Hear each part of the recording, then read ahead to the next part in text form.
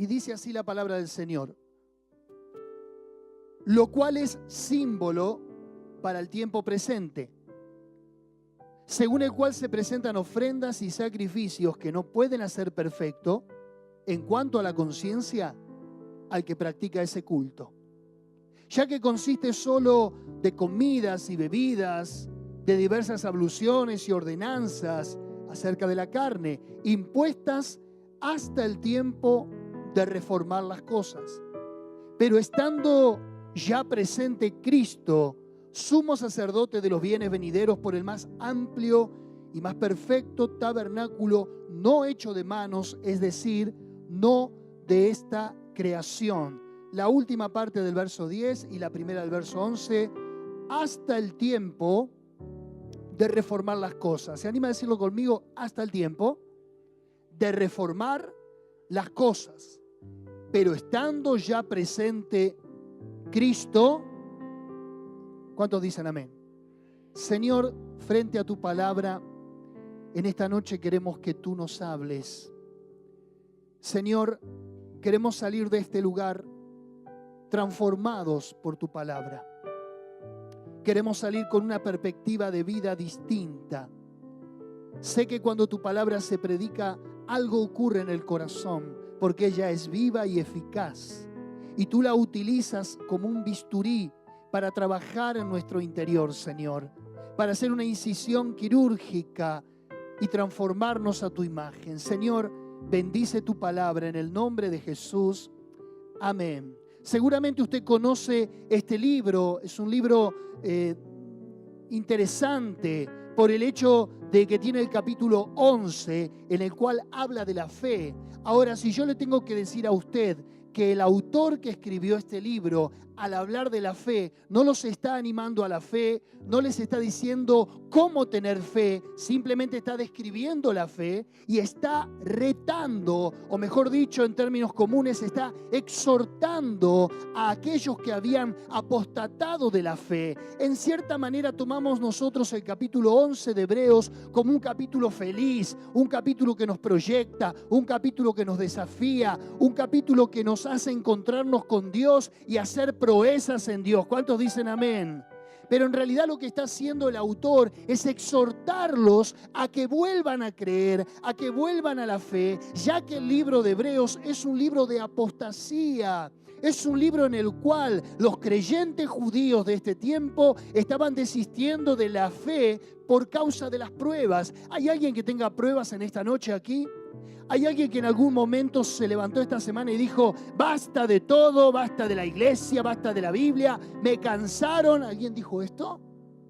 Ah, bien, entonces no me equivoqué de mensaje. El libro de Hebreos es un libro extraordinario porque es un libro que constantemente nos está desafiando a volver a nuestra identidad, a volver a la fe, a volver a la lucha, a volver a la batalla, a volver al campo, a volver a las arenas de la fe, porque en Cristo tenemos la victoria asegurada.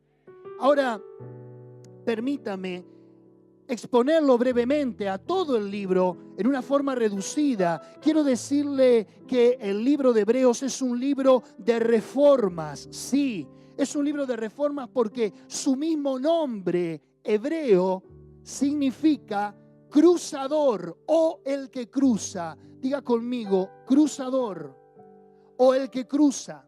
Así se lo llamó a Abraham cuando salió de Ur de los Caldeos a la tierra de Canaán donde Dios lo había llamado. Ellos decían, ahí viene Abraham, el cruzador. Era un término peyorativo, era un término cargada, si se quiere la expresión. Le decían el hebreo, el cruzador, por el hecho de que cuando él sale de Ur de los Caldeos, de la medialuna fértil, para llegar a la tierra de la promesa, tiene que cruzar dos grandes ríos, el Tigris y el Éufrates. Entonces de allí la palabra hebreo, Abirú o el que cruza, cruzador. Y déjeme decirle que el libro de Hebreos en sí es un libro en el que se están cruzando de del antiguo pacto al nuevo pacto. Se está cruzando del judaísmo al cristianismo. Se está cruzando de la ley a la gracia. Se está cruzando de las obras a la fe. Se está cruzando de la carne al espíritu. Se está cruzando de lo viejo a lo nuevo. Se está cruzando de la apostasía a la consagración. Y en esta noche, por la palabra de Dios, usted va a cruzar de la derrota a la victoria, del lamento al baile, de la miseria a la riqueza, de la perdición a la salvación eterna que es en Cristo Jesús. Diga conmigo, no sé dónde Dios me va a llevar, pero sé que voy a cruzar. ¿Cuántos dicen amén? Yo cruzaré al otro lado en el nombre de Jesús de Nazaret. El libro de Hebreos dice en el capítulo 9 que acabo de leer, versículo 10, hasta el tiempo de reformar las cosas. Y ese hasta marca un antes y un después. Usted no vino a la iglesia porque quiso ser parte de una religión. Usted no vino a la iglesia porque la iglesia adopta una actitud filántropa. Usted no vino a la iglesia por ser altruista. Usted no vino a la iglesia porque es una buena persona. Usted vino a la iglesia para tener un encuentro con Dios y porque usted sabe que sin Dios está perdido. Usted vino a la iglesia porque entiende que aquí es el único lugar donde Dios puede trabajar en su vida, en su hogar, en su matrimonio y en todas las necesidades que a usted se le plantee. La iglesia es la agencia de redención para los perdidos en el mundo. La iglesia es el domicilio de Dios en la tierra. ¿Cuántos dicen amén? Ahora, hay un tiempo de crisis. Hay un tiempo de luchas, hay un tiempo de enfermedad, hay un tiempo, como dice Eclesiastés capítulo 3, todo tiene su tiempo y todo lo que hay debajo del cielo tiene su hora. Y dice la Biblia que hubo un tiempo en el que el judaísmo quedó obsoleto. De acuerdo al contexto que estoy tratando, el apóstol les está diciendo que ellos venían practicando rituales muertos, que ellos venían matando animales que nunca podían hacer perfecto a las personas por más sangre que se derramara. El apóstol está diciendo, ustedes estaban inmersos en el legalismo, en la religión, en las ceremonias, en la liturgia, hasta el tiempo, diga conmigo, hasta cuando se reformaron todas las cosas. ¿Y por qué digo que Hebreos es un libro de reformas? Porque allí aparece Jesucristo y Él trajo una reforma al judaísmo. En el Sermón del Monte leemos una y otra vez, habéis oído que se dijo tal cosa, mas yo os digo. La ley dice tal cosa, mas yo redoblo la apuesta a la ley. Lo que está diciendo Jesús es que Él vino a traer una reforma. Lo que está diciendo Jesús, que Él le vino a dar libertad a los cautivos, vista a los ciegos, sanidad a los quebrantados de corazón. Porque la religión no salva a nadie. Lo que salva es un verdadero encuentro con el Rey de Reyes, el Señor de Señores, el Alfa y el Omega, el principio y el fin, el primero y el último. Tenía que haber un tiempo donde las cosas tenían que ser reformadas. Toque al de al lado y dígale, hay un tiempo para que las cosas sean reformadas en tu vida. Hay un tiempo para que cambie tu realidad. Hay un tiempo para que cambie tu temperamento, tu carácter, tus sentimientos, tus afectos, tus vacíos, tus soledades. Hay un tiempo. Ahora, ese tiempo se da una vez cuando Jesucristo viene a la tierra. Dice el libro de Mateo capítulo 11, desde los días de Juan el Bautista hasta estos días, el reino de los cielos sufre violencia y los violentos lo arrebatan. Ahora, es interesante analizar el libro, porque hay una palabra que es recurrente, hay una palabra que se repite y en esta noche usted se la va a llevar. Estamos en lo mejor. ¿Se anima a decirlo conmigo? Estamos en lo mejor. Pero todavía no le dije qué es lo mejor. Pero se lo voy a decir en 10 puntos a lo largo del libro de Hebreos. En el capítulo 6, verso 9, por favor, si me pueden seguir con multimedia y si no usted desde su Biblia o desde su celular, el capítulo 6, verso 9 dice: pero en cuanto a vosotros, oh amados, estamos persuadidos de cosas mejores que pertenecen a la salvación, aunque hablamos así. Diga conmigo: vienen cosas mejores para mi vida. Sí, ya sé, cuando dije estamos persuadidos le sonó algo, ¿verdad que sí? Estamos persuadidos, ¿se acuerda de eso, no?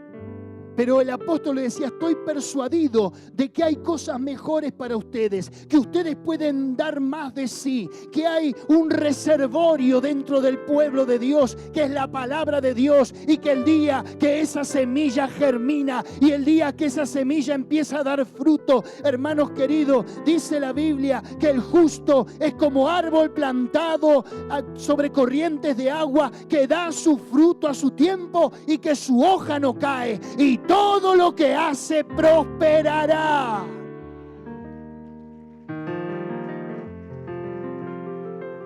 Ellos estaban pensando en apostatar de la fe. No era fácil ser judío en este tiempo y pasarse al cristianismo, porque era doble la persecución, no solamente de su entorno familiar, colectivo, ser parte de un colectivo social como eran los judíos, sino que ahora se los perseguía también por ser cristianos. Y seguramente usted en algún momento se replanteó: a la final, desde que voy a la iglesia, desde que estoy en Cristo, parece que las cosas se pusieron peor. ¿Alguien pensó así alguna vez? Hermanos queridos, no es usted el único que quiere desistir, no es usted el único que quiere soltar esto. Hay gente que también pasó por situaciones difíciles, hay gente que pasó por momentos de dificultad, que parecía que todo se iba a derrumbar, que parecía que los cielos eran de bronce, que parecía que ese desierto a cruzar era interminable, pero los medios de gracia que Él ha provisto para nosotros nos sostienen, nos sostuvieron y nos sostendrán. Aquel que comenzó en vosotros la buena obra, la completará hasta el día de Jesucristo. Romanos 8, capítulo 8. Romanos 8, verso 28 y 29 dice: a los que predestinó, a estos llamó. A los que llamó, a estos justificó. Y a los que justificó, a esto glorificó. En la eternidad de Dios, que no tiene tiempo, ni pasado, ni presente, ni futuro, es un presente continuo. En teología le denominamos atemporalidad de Dios, porque Él está en todos los tiempos a la vez. Él ya te escogió, dice la Biblia, y te predestinó desde la fundación del mundo. Ya te predestinó. Después, en esta vida, cuando entraste en el espacio y tiempo, te llamó. Decía el de al lado: te llamó.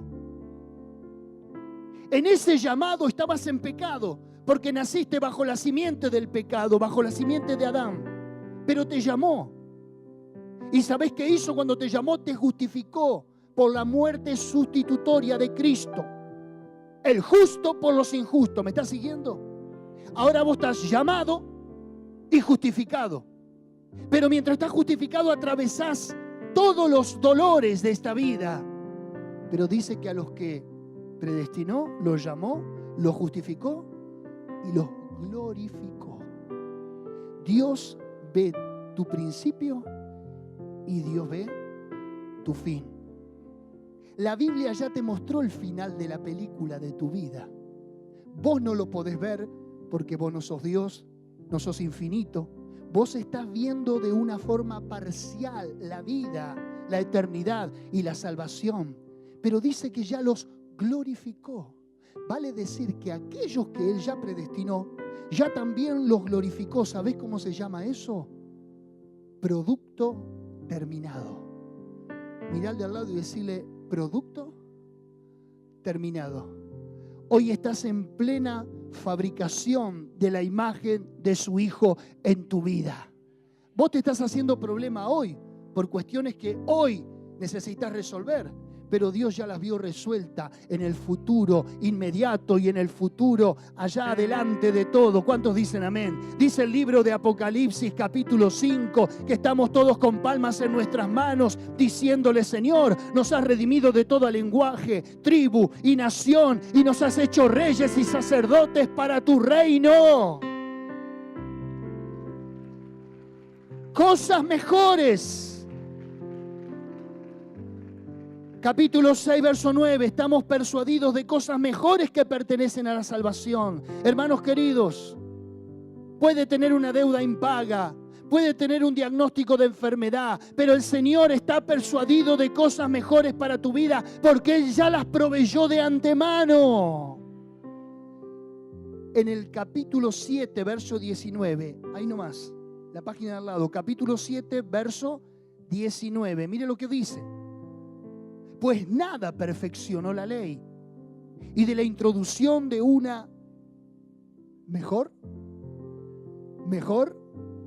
la cual nos acercamos a Dios. Dijimos primero cosas mejores, diga conmigo, cosas mejores. Ahora, mejor esperanza. ¿Por qué mejor esperanza?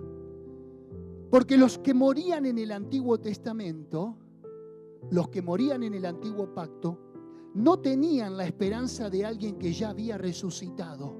Tenían que mirarlo por fe, tenían que esperar en la misericordia de Dios, tenían que vivir bajo el cumplimiento de una ley.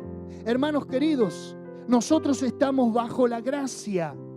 Y dice la Biblia que nos ha dado una mejor esperanza. ¿Sabes por qué? Porque dice la Biblia que así como Él resucitó, también traerá con Él a todos los que Él va a resucitar consigo. ¿Dónde está, oh muerte, tu aguijón? ¿Dónde, oh sepulcro, tu victoria? Y el espíritu de aquel que resucitó a Jesús de entre los muertos resucitará y vivificará también vuestros cuerpos mortales. Mejores cosas, mejor esperanza. Pero ahora mire el capítulo 8, verso 6. Capítulo 8, verso 6 dice: ahora, tanto mejor ministerio es el suyo, cuanto es mediador de un mejor pacto, establecido sobre mejores promesas. Acá matamos 3 pájaros de un tiro. Mejor ministerio, dígalo. Mejor pacto, mejores promesas. Estas palabras tenemos que tenerlas familiarizadas, porque ¿qué es un ministerio? Es el ejercicio de la manifestación de Dios. A ver, estire su mano para adelante. Cuidado con el que está adelante. Póngale la mano en el hombro al que está adelante, o al costado, al que tenga más cerca. ¿Qué es ministerio? Es el ejercicio de la manifestación de Dios. Ese es el ministerio, ¿sí? Así como nosotros en un país, en una república, tenemos ministerio de Hacienda, ministerio de Justicia, ministerio de Seguridad, ministerio de Salud, ministerio de Economía. En Cristo Jesús tenemos todos, diga conmigo, todos los ministerios. Y Él mismo constituyó a unos pastores, a otros profetas, a otros apóstoles, maestros, evangelistas, para la edificación del cuerpo de Cristo, para la perfección de los santos, a fin de que todos constituyamos y construyamos la iglesia, que es el cuerpo de Cristo. Diga conmigo, en el ministerio de Jesús hay un lugar para mí. En el ministerio de Jesús yo puedo ejercer la manifestación de Dios. ¿Estás seguro? Mejor ministerio. Obviamente, cuando vino Jesús, hubo la mayor manifestación demoníaca sobre la tierra. Jesús echó demonios hasta de las sinagogas. Se congregaban también los demonios. Jesús sanó a cuanto enfermo encontró en la calle. No hay nadie que haya quedado sin sanar. Hoy nosotros podemos no tener esta prerrogativa. Algunos se sanan y otros no. No me pregunte por qué. Y yo creo en los dones de sanidad, creo en los milagros de Dios. Pero cuando vino Jesús, vino con toda la manifestación y el poder de Dios, al punto que no había nadie que no se sanara, no había nadie que no se liberaba. Él constituyó en su persona los 5 ministerios. Él fue el profeta, Él fue el maestro, Él fue el evangelista, Él fue el buen pastor, Él fue el apóstol, el enviado de Dios. Tenemos un mejor ministerio que el que tenían los antepasados. Estaban solamente abocados a un sacerdocio. Pero dice que hay un mejor pacto. Hay 2 pactos en la Biblia que merecen prestarles atención. El pacto de la ley, pero es defectuoso, porque nadie puede cumplir la ley en su plenitud. La ley lo único que trajo fue el conocimiento del pecado. Pablo dice recurrentemente en el libro de Romanos, ¿cómo nosotros podemos saber que somos pecadores? Por la ley. Porque la ley te muestra el límite. Cuando lo transgrediste, cuando lo traspasaste, ahí te constituís en pecador.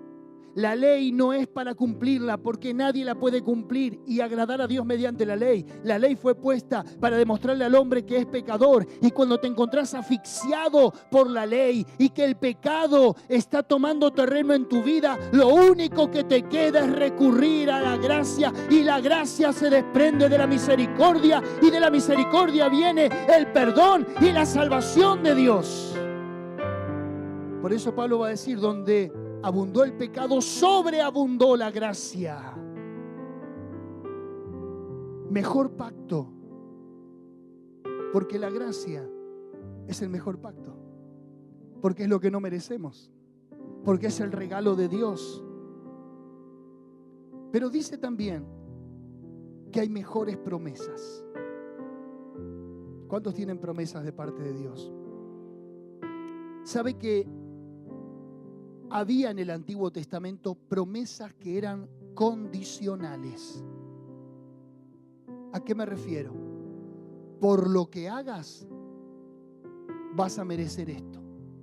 Eso es un condicional. Capítulo 28 de Deuteronomio. Si oyeres atentamente la voz de Jehová tu Dios para guardar los estatutos y ponerlos por obra, todas estas bendiciones vendrán sobre ti. Serás bendito en el campo, será bendito tu hogar, será bendita tu salida, será bendita tu entrada, serán benditos tus ganados, serás bendito en el arte de amasar, serás bendito, bendito, bendito. Pero ¿cuál era el condicionamiento? Cumplir la palabra. No la cumplías, las promesas quedaban invalidadas. ¿Me está siguiendo? Es por eso que usted tiene que tener cuidado qué promesas adopta para sí, para después no ir a Dios y decirle, Señor, vos me prometiste tal cosa y no la cumpliste. Bueno, porque vos no cumpliste tu parte. El antiguo pacto tiene promesas que son universales, pero tiene promesas también que son condicionales. Pero cuando el libro de Hebreos dice que en Cristo Jesús tenemos mejores promesas, ¿sabés por qué? Porque el apóstol Pablo dice en el capítulo 1, Segunda de Corintios capítulo 1, dice que en Cristo Jesús las promesas son sí y amén. En Jesucristo se cumplen todas las promesas. ¿Cuántos dicen amén? Pero dice también en el capítulo 9, verso 23, ¿me va siguiendo? Mejores pactos, mejor ministerio, mejores promesas, mejor esperanza, mejores cosas.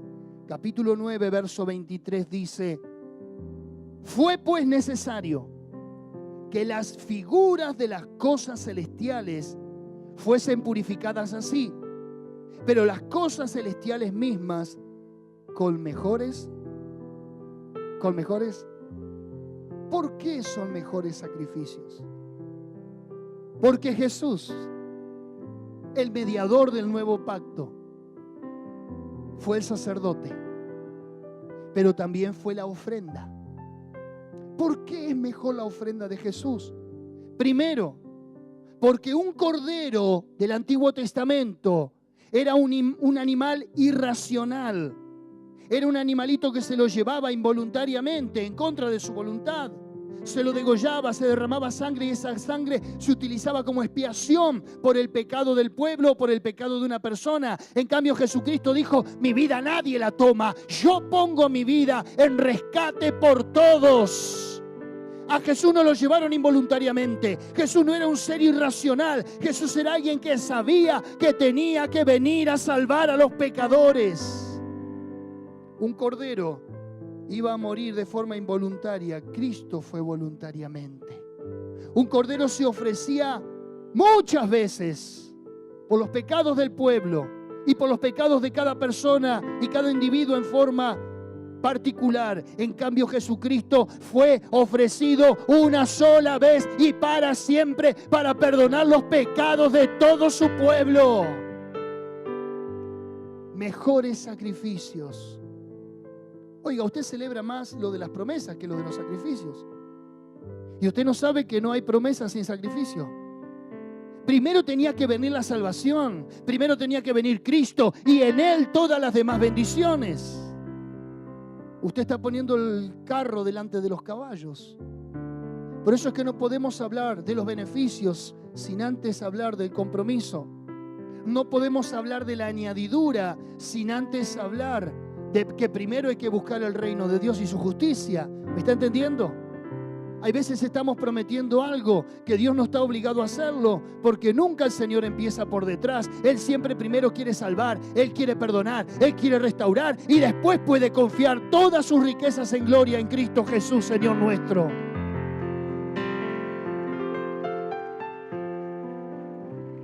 Capítulo 10, verso 34.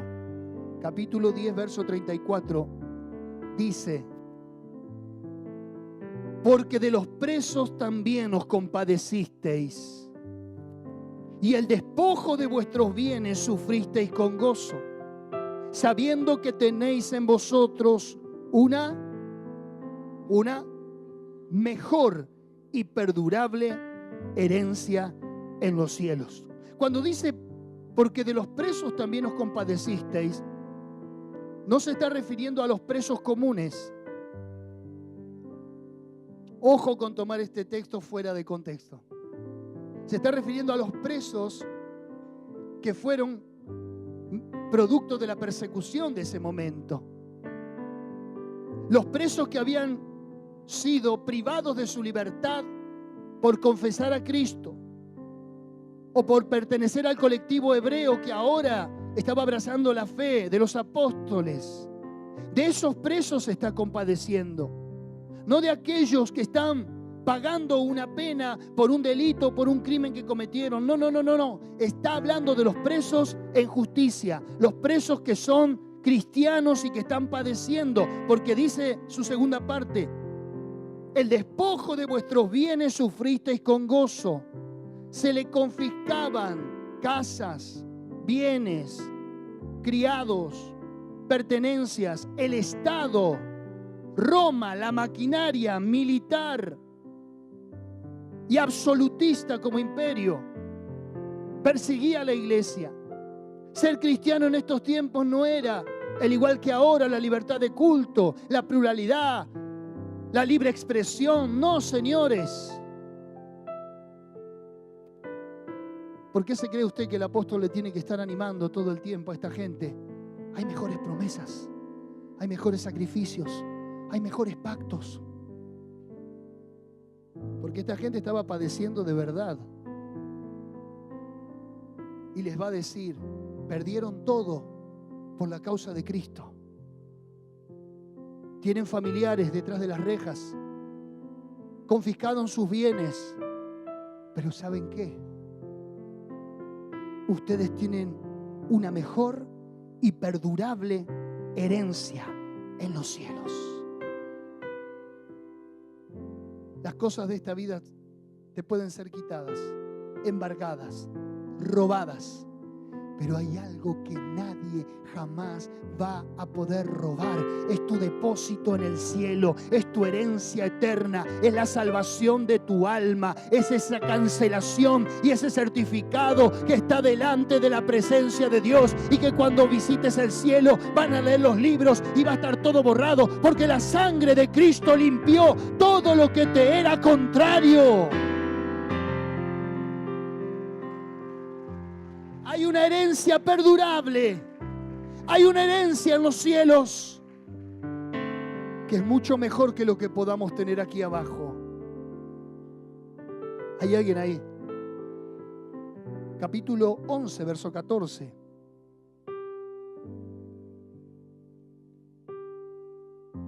Porque los que esto dicen claramente dan a entender que buscan una patria.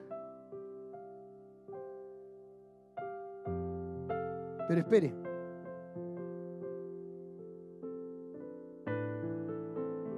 Verso 16. Pero anhelaban una mejor. Esto es celestial.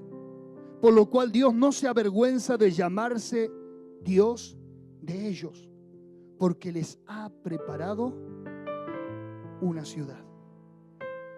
Diga conmigo, una mejor ciudadanía.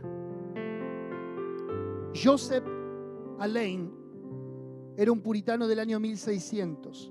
Él dijo esta expresión: el cielo sin Cristo sería un infierno. Y el infierno con Cristo sería un cielo. Cristo es todo el cielo que yo necesito. Capítulo 11, verso 35.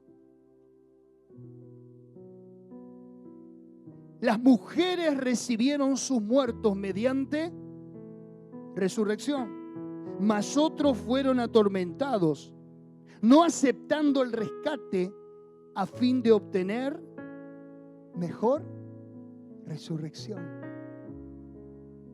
El apóstol Pablo, en la segunda carta a los tesalonicenses, se vio obligado a decir: hermanos queridos, no quiero que os entristezcáis como los que no tienen esperanza acerca de los que duermen.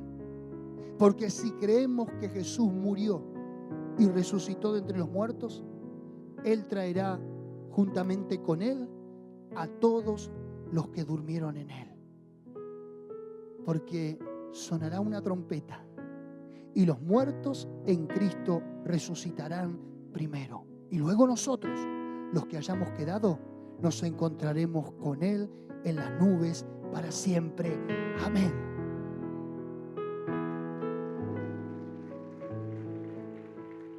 Termino capítulo 11, verso 40. Proveyendo Dios alguna cosa mejor para nosotros, para que no fuesen ellos perfeccionados aparte de nosotros. Levante su manito donde está y diga: Dios proveyó lo mejor para mí. Fíjese que está hablando en un presente continuo. Proveyendo Dios. Diga conmigo, proveyendo. No es que ya lo proveyó en el pasado, ni lo va a proveer en el futuro. Lo está proveyendo ahora. Ahora. Si el libro de Hebreos recurrentemente dice que tenemos cosas mejores, esperanza mejor, resurrección mejor, un pacto mejor, un ministerio mejor, una esperanza mejor, una herencia mejor, un sacrificio mejor, una ciudadanía mejor, entonces ¿por qué tenemos que ir a buscar afuera lo que tenemos adentro? Hermanos queridos, ¿por qué en la primera de cambio nosotros queremos desistir de la fe?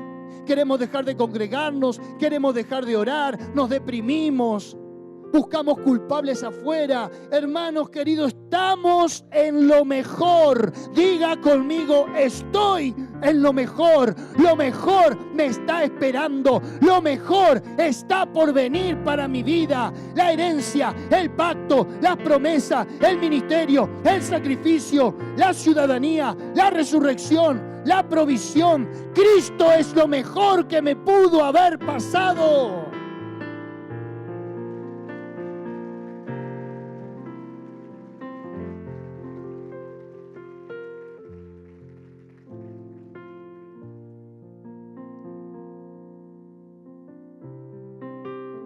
El libro de Hebreos es el Antiguo Testamento en miniatura, porque te dice que Cristo es mejor que los ángeles, capítulo 1.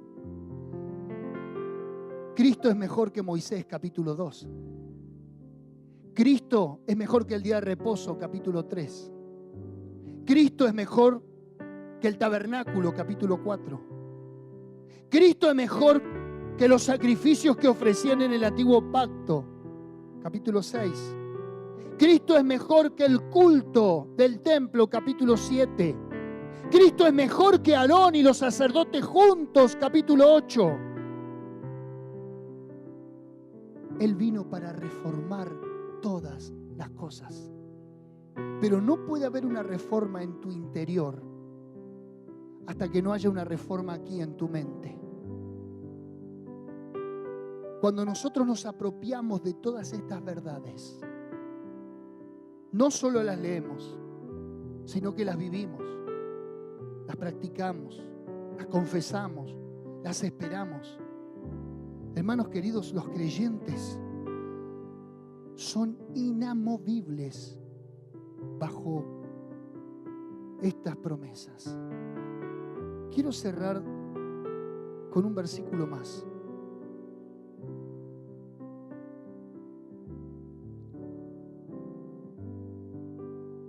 En el capítulo 13,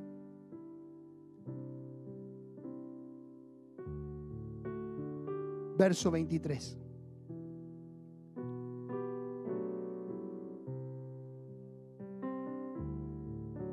¿Lo tiene?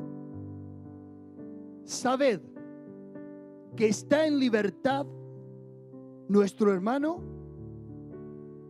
Timoteo, con el cual si viniere pronto iré a veros. ¿Quién estaba detenido? ¿Quién había estado preso? Timoteo. ¿Reparó este detalle alguna vez? Aquel a quien Pablo le escribe 1 Timoteo, 2 de Timoteo,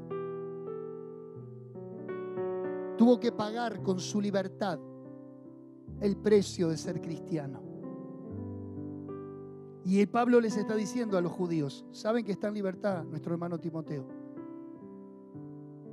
Estuvo encerrado por su fe. Ahora, ese mismo Timoteo es a quien Pablo le dice en su segunda epístola, capítulo 1, versos 6 y 7. Por lo cual te aconsejo que avives el fuego del don de Dios que está en tu vida, que te fue dado por la imposición de mis manos. Porque no nos ha dado Dios espíritu de cobardía, sino de poder, de amor y de dominio propio. ¿Sabe por qué? Este hombre pudo soportar la prisión porque se había aferrado a todas las mejores cosas que Cristo tenía para su vida. Cuando usted lee la carta de Pablo a Timoteo, dice: ninguno tenga en poco tu juventud, no te sientas mal, no te sientas menos que nadie, Dios no te dio un espíritu de cobardía. Hermanos queridos, Timoteo era una persona pusilánime, Timoteo era una persona llevada de acá para allá, siempre estaba rezongando, siempre estaba débil, siempre estaba deambulando, siempre estaba bajo una bipolaridad de carácter. Fíjese cómo forjó la vida este hombre que había llegado a pagar el precio por las cadenas del cristianismo. Fíjese cómo esta persona ahora podía responder a la prueba, podía responder a su fe, podía responder a las circunstancias adversas. ¿Qué era lo que había trabajado en Timoteo? Toda la carta que el apóstol le había escrito a los hebreos. Cuando uno sabe todo lo mejor que tiene y lo mejor que le espera, se le ríe a las circunstancias. Como dijo el apóstol Pablo en 2 de Corintios capítulo 4.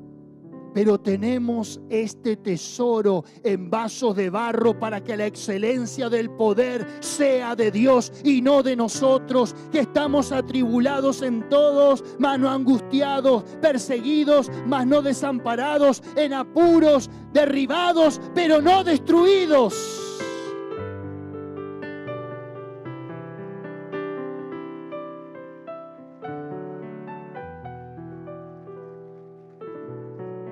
Nunca el Señor prometió que este iba a ser un camino de rosas. Él dijo: en el mundo tendréis aflicción, pero confiad, yo he vencido al mundo. ¿Cuántos quieren caminar aún en medio de la aflicción. Puede decir conmigo, tengo cosas mejores. Porque esta leve tribulación momentánea produce en nosotros un cada vez más excelente y eterno peso de gloria. Podemos bailar en medio de las circunstancias. Podemos reírnos en la cara de las adversidades. ¿Cuántos dicen amén? En esta noche, cierre sus ojos. Padre, bendice estas vidas, esas manos que se levantan, Señor, a ti. Porque quieren mejores cosas para ellos. Quieren mejores promesas. Quieren mejores resultados en sus vidas. Quieren una mejor patria. Quieren cosas mejores en todas las áreas. Bendícelos. Tócalos en esta noche, Señor, y que tu palabra no vuelva vacía. En el nombre de Jesús. Amén.